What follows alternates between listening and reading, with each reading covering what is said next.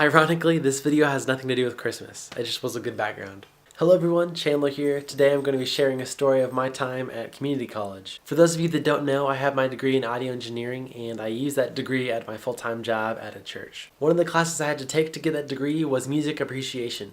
And fun fact about music appreciation is a lot of the kids that took the class were not audio engineers. So they weren't really interested in music, they just had to take the class to get an easy A or had to fill the requirements. And very early on in the semester, the teacher told everyone not to worry that we would all be getting A's because this class is super easy, there's no homework, and she hasn't had anyone not get an A in a very long time.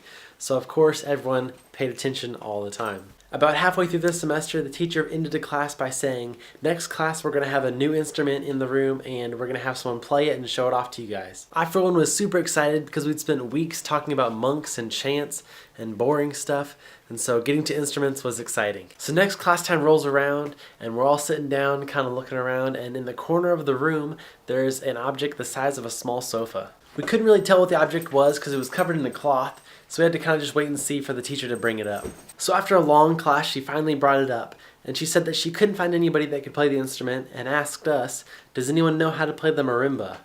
I look around the room and no one does anything because no one knows what a marimba is. So I'm thinking in my head, if no one raises their hand, we're not going to get to hear this, and this was just a boring class like every other one. So with extreme confidence, I raised my hand and said, I play marimba. Keep in mind, I didn't know what a marimba was, but I just wanted to hear it. And she says, great, but I don't have any mallets, you'll have to use pencils. What?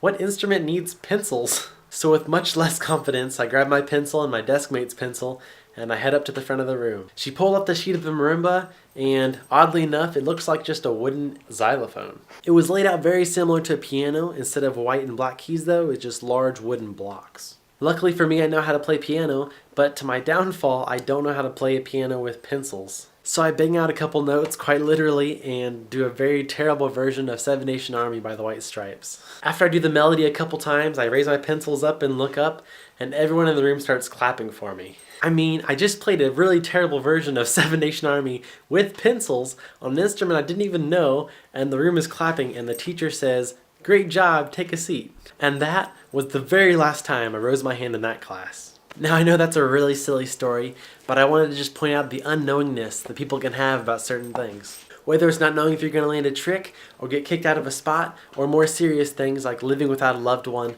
or making a big life change. The Bible is filled with tons of situations of people not knowing what they're going into, or not knowing what's going to happen if they do something, and trusting in God.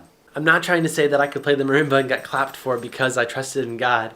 I'm just saying that not knowing what you're going into can be scary sometimes, but it's not always the worst thing to just go for it. But don't make big life decisions on your own. Ask your parents, ask your friends, seek advice from people that you look up to, and if you're a Christian, ask God. Don't be afraid to look in the Bible and see what He says about things like that. In one of my first sermon videos, I talked about my struggle with illegally downloading things online and how that impacted my life when I decided to finally stop. If you have any life-changing decisions that you've been putting off or just things you're not quite ready to do, I'm always free to talk to. My info is down below if you want to hit me up. But yeah, that's all I have for today. Thank you for watching, and God bless.